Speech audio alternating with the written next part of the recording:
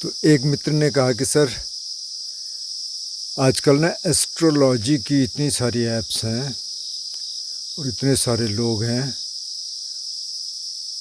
कि बहुत सारे लोग उनके चंगुल में हैं और इस पे कुछ बताइए कि होता क्या है, ध्यान से कोई इसका रिलेशन है।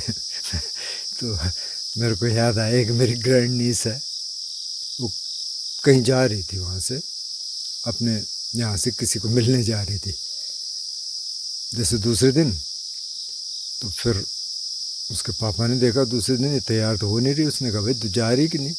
बोले नहीं आज नहीं जा रही। बोले क्यों?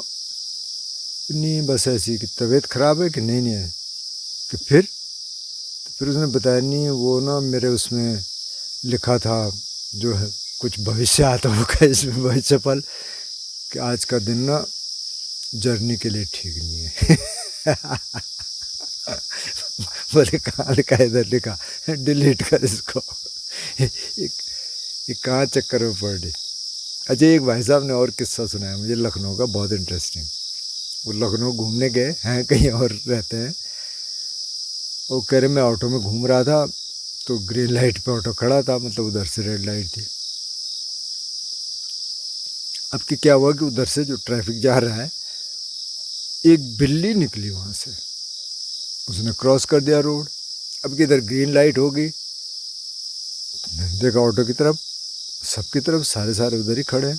मैंने ऑटो को बोला कि चल भाई चलिए। बोले आप देखे नहीं हैं? मैंने बोला देखे नहीं है क्या? अरे बिल्ली क्रॉस कर गया ना रोड। तो कि तो फिर क्या, हम कैसे जा सकते हैं? वो तो बहुत अपशकुन होता है। तो मैंने उससे कहा कि फिर तुम इधर ही खड़े रहोगे क्या? बोले नहीं पीछे से कोई ऐसे आएगा ना जिसने देखा नहीं होगा बिल्ली को, वो जाएगा तो फिर उसके पीछे सब जाएंगे। तो कि फिर मैं नीचे उतरा ऑटो से, फिर मैंने क्रॉस किया कि सारे के सारे आ गए। तो सवाल ये है कि उस चौराहे पे सारे तो अनपढ़ रहे नहीं होंगे।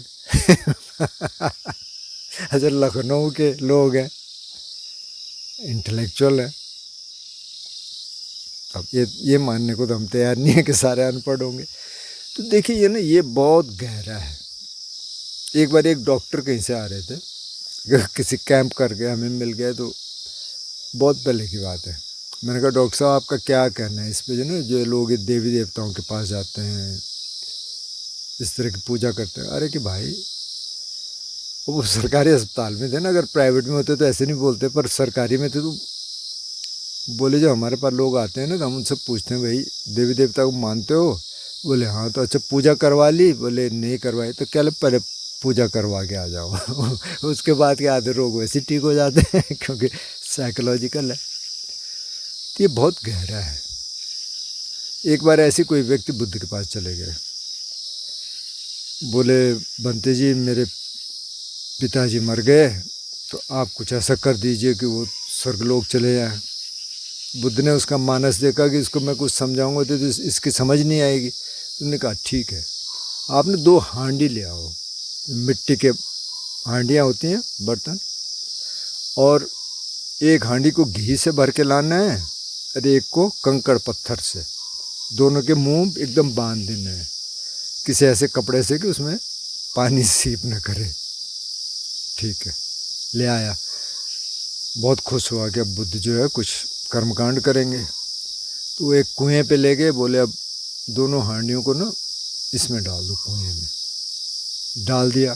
तो जब जो घी की हांडी थे ऊपर रहेगी क्योंकि वो हल्का है घी, जो कंकड़ पत्थर थे वो नीचे चले गए। बोले अब ऐसा करो अपने पंडे पुजारियों को बुलाओ और उनसे बोलो कि एक कंकड़ पत्थर की हांडी ऊपर आ जा, ऊपर आ जा, और ये घी की हांडी नीचे चली जा, नीचे चली जा। अब इस बंदे ने देखा बुद्ध की तरफ, बोले बंदे जी आप कैसी बात कर रहे हैं? बोले क्यों क्या हुआ? बोले कंकड़ पत्थर की हांडी ऊपर कैसे आ जाएगी और घी की हांडी नीचे कैसे चली जाएगी? बोले कैसे? बोले वो तो बहुत हल्की है, घी की हांडी वो नीचे जा ही नहीं सकती, और कंकड़ पत्थर की हांडी भारी हो तो नीचे रहेगी, ऊपर आ ही नहीं सकती। तो बोले भाई तुम बहुत समझदार हो, अगर तुम्हारे पिताजी ने कंकड़ पत्थर जैसे नेगेटिव कर्म किए होंगे तो वो पंडित पुजारी उनको ऊपर कैसे भेज देंगे। और अगर उन्होंने घी जैसे हल्के फुल्के कुशल कर्म किए होंगे तो उनको कौन नीचे भेजेगा। तुम बहुत समझदार हो। तो अब एस्ट्रोलॉजर ठीक है, मतलब वो अपना, वो भी उन्होंने भी अपनी दिहाड़ी करनी है वो अपनी दिहाड़ी कर रहे हैं। अच्छा ये एक बात बताइए, जैसे भी न्यूमरोलॉजी वाले हैं जो कहते हैं कि इस डेट ऑफ बर्थ का ये होता है, उस डेट ऑफ बर्थ का ये होता है।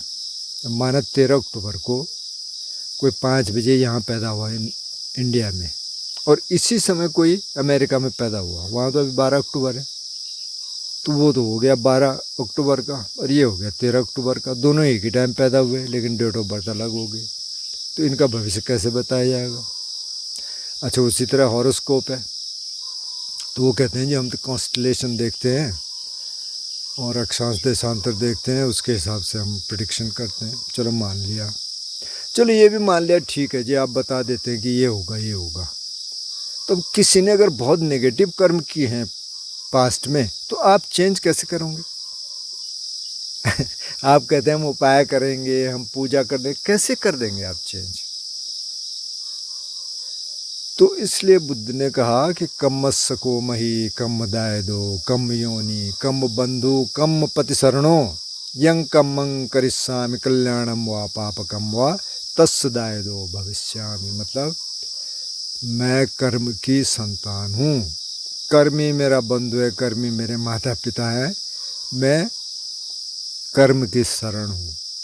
जैसे कर्म मैं करूँगा, अगर तो अच्छे होंगे कल्याणम तो अच्छा भविष्य बनेगा, पाप कर्म होंगे तो पाप वाला भविष्य बनेगा, गलत भविष्य बनेगा, गलत चीज़ें सामने आएंगी। तो भाई कर्म को आप बदल नहीं सकते। अच्छा चलो माना कोई एस्ट्रोलॉजर है और वो कह दे कि अच्छा भाई तेरी ज़िंदगी में कल ऐसे होगा, परसों ऐसे होगा, अगले साल ऐसे होगा, अगले साल ऐसे होगा, और माना हो रहा है वो, तो आपकी ज़िंदगी जीने का कहाँ मज़ा रह जाएगा भाई। जब आपको हर क्षण पता है कि अच्छा अब तो मैंने वहाँ जाना है, वहाँ ये होना है, वहाँ जाना है, ये होना है, तो सारा चार में ख़त्म हो गया। फिर तो जब आपको सब कुछ पता चल गया कि ये होना है ये होना है, तो काहे चक्कर में पड़े हो। तो सारी कहानी ये आती है कि आप अभी क्या कर रहे हो वर्तमान में, क्योंकि सब कुछ तो वर्तमान में आएगा। आप भविष्य की प्लानिंग कर लो, प्लानिंग तो ठीक है, लेकिन आप कह रहे हैं कि कोई एस्ट्रोलॉजर कह रहा है कि ये ऐसे होगा और वैसे होगा, वो ये कर लो वो कर लो, तो जब वो आपके कर्म के हिसाब से होगा ही नहीं, जब आप वैसे करोगे ही नहीं, काम ही नहीं करोगे वैसे, तो कैसे हो जाएगा। तो ये तो सारा ठीक है, मतलब हम कोई उनके खिलाफ नहीं बोल रहे, एस्ट्रोलॉजर के खिलाफ, उनको भी अपना रोजी रोटी चलानी है। लेकिन बात यह है कि ये आपकी चॉइस है कि आपको उनके पास जाना है कि नहीं जाना है। अगर आप सही कर्म कर रहे हैं तो आपका भविष्य सही होगा, अगर आप गलत कर्म कर रहे हैं तो आपका भविष्य सही हो नहीं सकता है। भले ही पिछले कर्मों का अभी आप खा रहे हो, जैसे विशाखा थी बुद्ध के टाइम पे, जिन्होंने उनको एक मोनेस्ट्री दान की बुद्ध को, तो वो ऐसे घर में उसकी शादी हो गई कि बहुत धनवान थे, बहुत पैसा था उनके पास, लेकिन वो बहुत कंजूस थे उसके ससुर। तो एक दिन उसके ससुर खाना खा रहे हैं अंदर, अंदर मतलब कोई ब्राह्मण टाइप का रहा होगा, उधर से एक भिक्षु आए तो उसके ससुर ने उधर से मुंह फेर लिया ताकि वो उसको न देखे। तो भाई बहू तो ये तो ध्यान करने वाली थी, इसने कहा अच्छा इस समय मौका है, तो इसने भिक्षु को कहा कि बंटी जी आप माफ़ करना, लेकिन मेरे ससुर ना बासी खाना खा रहे हैं तो भिक्षु तो चले गए। अब इसके ससुर जो है बहुत नाराज हुए इस पर, तो कैसे क्या कह रही है, तो मैं इतने ताज़े व्यंजन खा रहा हूँ, तो कह रही कि बासी खाना खा रहे हैं। बोले नहीं व्यंजन से नहीं था मेरा मतलब ये था कि पूर्व जन्म में पास्ट में आपने बहुत अच्छे कर्म किए, तो उसका फल अभी है। अभी भी ताज़ा कर्म तो आप कुछ कर नहीं रहे। अब तो आप भिक्षु को देखे तो आपने उधर मुंह पलट लिया, तो इसलिए मैंने कहा कि बासी खाना ये पूर्व जन्मों का कर्म है जिसका आप खा रहे हो, अभी कुछ नहीं कर रहे, तो अभी आगे जाके उसका पता चलेगा। तो कहते हैं कि ये व्यक्ति बदल गए।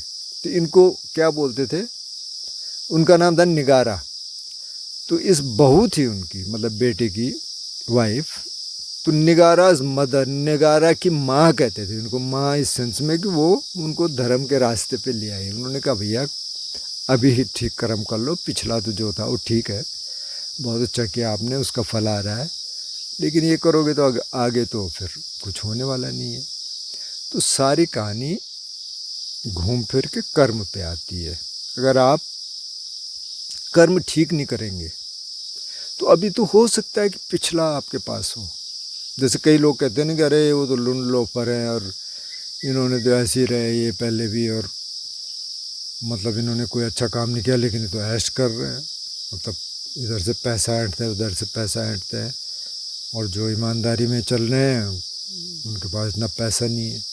तो अपने उसको बहुत छोटे उसमें देख रहे हैं, और दूसरे ये देख रहे हैं कि इसके पास पैसा है और ये इधर जा रहा है उधर जा रहा है, ये खा रहा वो खा रहा, तो ये खुश होगा।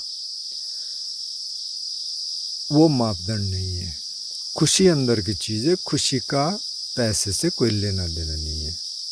मतलब पैसे हों ठीक है, रोजी रोटी चाहिए सबको, मतलब रोटी कपड़ा मकान तो चाहिए, लेकिन ऐसा नहीं है कि वो इधर भी जा रहा उधर जा रहा है, ये कर रहा वो कर रहा है, यहाँ पैसे फूक रहा, बड़ी गाड़ी है बड़ा बंगला है तो वो खुश होगा। खुशी का उससे कुछ लेना देना नहीं है। उसके पास सुविधाएं हैं ये कह सकते हैं, पर खुशी है ये नहीं कह सकते। खुशी अलग चीज़ है, खुशी अंदर की चीज़ है। जैसे सिकंदर जब वापस जा रहा था अलेक्जेंडर, तो उसने कहा यहाँ से क्या ले जाना चाहिए, हालांकि वो रास्ते में ही मर गया था, मतलब वापस तो ग्रीस पहुँच नहीं पाया। तो किसी ने कहा कि आपने ये फ़कीर को ले जाइए। बोले अच्छा ठीक है। तो चल रहे थे तो एक फ़कीर दिख गया, तो उन्होंने कहा बस फ़कीर से बोलो कि चलो भाई, राजा उसने बुलाया सिकंदर ने। तो कोई गया फ़कीर के पास तो बोले चलो भाई, उस सिकंदर ने बुलाया। तो ये बहुत ज़ोर से हंसा, बोलो कौन है सिकंदर? अरे बोले तुम नहीं जानते, सारी दुनिया को जीत लिया उसने। फिर वो हंसा, अच्छा किस दुनिया को जीता? बोले तुम्हारी गर्दन काट देंगे। वो फिर हंसा, किसकी गर्दन काटोगे?